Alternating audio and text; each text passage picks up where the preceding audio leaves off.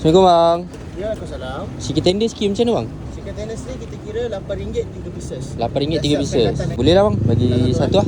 Okay. Original ke spicy? Bagi spicy dengan original bang. Spicy, okey. 2 set lah. 2 set. Alright. Korang dah tahu ke belum, Streetball dah keluarkan menu baru tau, Chicken Tenders. Ini chicken tenders yang paling murah sekali aku pernah jumpa. Kalau korang tahu sebelum ni Streetball dia jual kaya ball dengan chocolate ball kan. Tapi kali ni dia bawa keluar menu baru Chicken Tenders. Siap ada 2 variant lagi yang korang boleh pilih. Macam aku order ni, aku ambil dua variant dia. Dia ada original dengan spicy.